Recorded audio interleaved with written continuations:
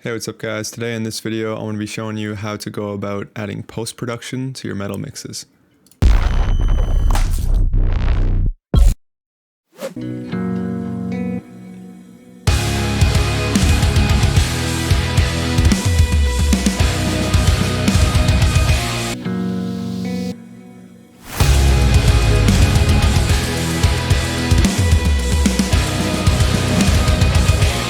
I recently made a sample pack of all my go-to samples I like to add into my metal mixes, and I've made this pack available to all my patrons, so if you want to pick up this pack and try out these samples, head to the link in the description. Alright, so I've opened up an old session here and I've muted my current production, and we're just going to kind of go through and add production elements wherever we see fit. So the most essential production sound for me is an impact or a sub drop, or sometimes I combine them both.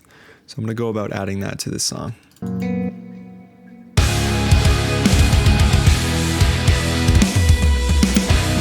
Alright, so it's a pretty hard cutoff here. It's basically a build up, complete silence, and then it just comes in like this.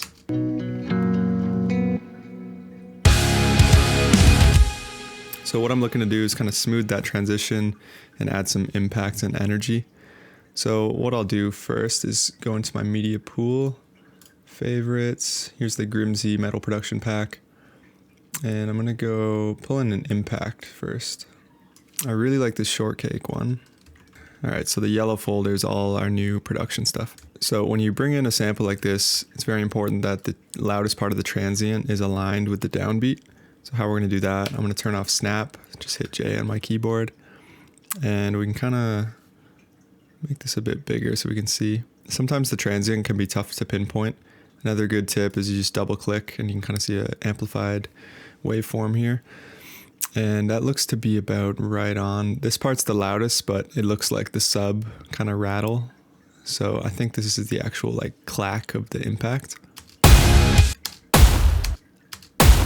And that's a good way to tell as well. Just put your playhead right over it and hit play. Obviously this is way too loud, so what I'm going to do is pull down the gain in the pre-gain filter. Awesome. Now let's try this back. Okay, I like what that's adding. Let's add an additional sub beneath that. So I'm just going to go back to my folder here. Let's go to sub drops. 4 kinds here. Let's try the sub drop long. We're going to align this right to the, pull down the pre-gain just like we did with the other sample.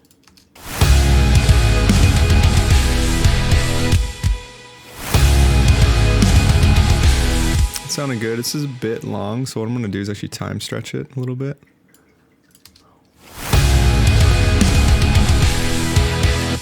So instead of making it shorter that way, because we got a few clicking artifacts, I just kind of brought in a fade just to kind of round off the volume a bit sooner.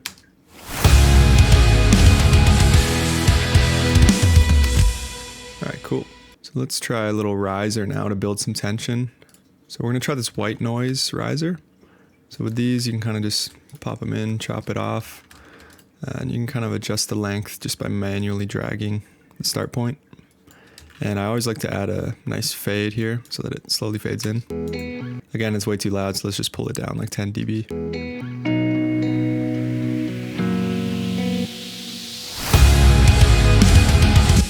Okay, a little bit more. Let's pull it down to like 15, so it's pretty subtle.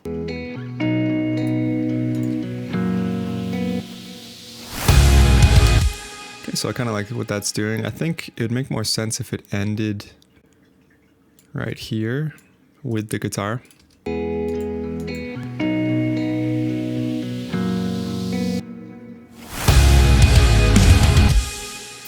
Cool. And another cool thing we can do is if we double click this little fade square down here, we can adjust the curve. So I like to usually do like a kind of exponential curve, second from the right. Tends to sound good. So now it'll ramp up really slow and then start speeding up.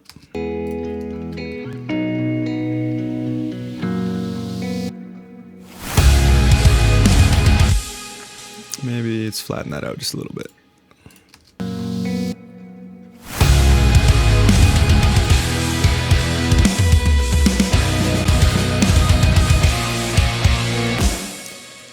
So within this metal pack, I have a bunch of snare effects as well. Let's add some snare bombs. So let's go into the third beat. That's where the snare is, right there. Again, this will probably be way too loud, so I'm just going to turn it down. And with snare bombs, you can kind of trim them up to the next one and then just copy paste, copy paste. And we're not looking for something really crazy long like this. We can kind of trim it a bit.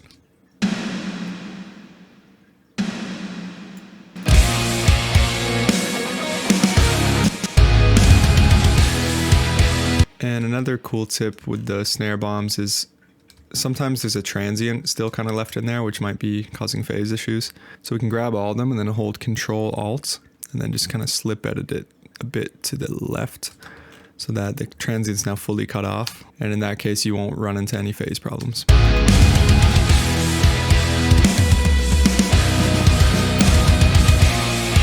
Another cool thing we can do, reverse snares. So I'm going to drag in a reverse snare, add it to our folder. And then these simply just kind of line up right to the start of the snare bomb.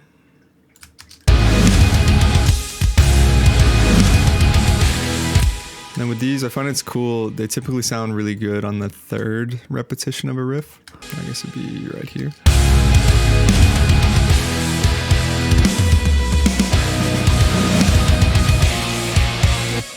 Now, very important thing too, you want to do that same transient trick where you kind of like cut the transient off so that it's not in the reverse snare.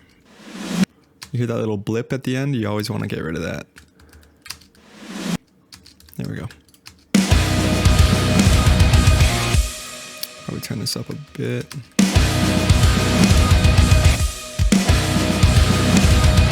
Let's hear the snare effects on their own. Awesome. And I also included some pads with this pack, so I can drag in one of these guys and then just put it in the right key. So I'm gonna grab this guy. It's in C minor 7 chord. So I'll just drag that to the 1. And here's our pad. Put it in the right key. I think this song's in C sharp minor. So we can just transpose it up 1 up here.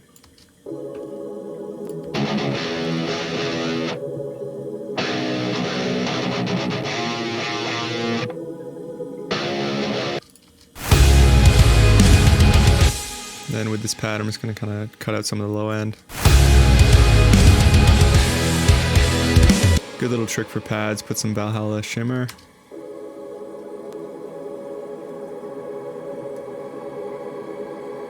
It'll kind of bring out that top end.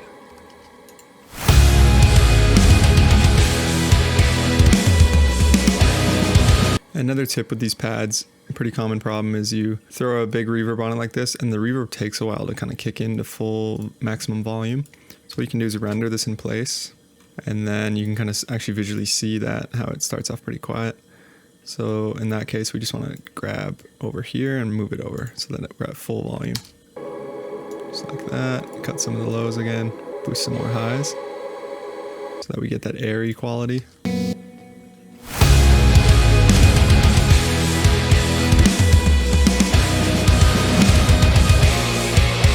Awesome, sounding huge. Another really cool thing to add is percussive loops. So I made a dedicated folder to that. So shakers, hi-hats, stuff like that. So basically all we have to do is pick one we like. And then all we have to do, since our BPMs are 1 BPM apart, we just gotta hit 1 on our keyboard twice, and then we'll get the time stretching tool. We're just gonna time stretch that so that it's 4 bars. And we should be aligned. Obviously way too loud, let's turn that down. Awesome, this is a more organic loop. Let's try a faster guy. I'm just gonna time stretch that out, mute the other one.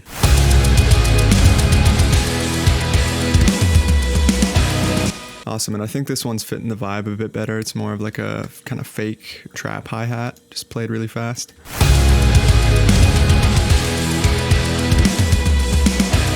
Awesome, and just before I do the before and after, very important thing with these impacts that have a lot of low end, you don't want them sending to your mix bus compressor, you want them to bypass it. So what I do is I send all my guitars, bass, drums, stuff like that to the instrument bus. I throw a compressor on there and that's my mix bus compressor. And then I have these impact noises sent straight to the stereo out so that all that low end doesn't mess with the bus compressor. So now let's do the full before and after. Here's without any post-production.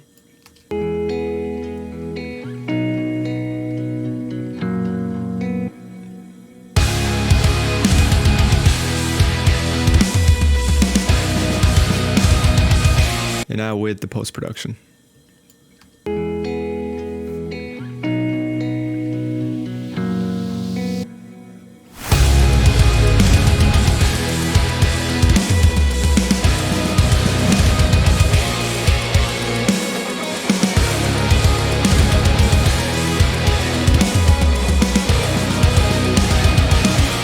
Awesome, so that adds way more impact, way more depth to the song. It's definitely an essential part of modern metal. And if you guys want to pick up these samples again, consider subscribing to my Patreon. Link is in the description for that. And I hope you guys enjoyed this video. I'll see you in the next one.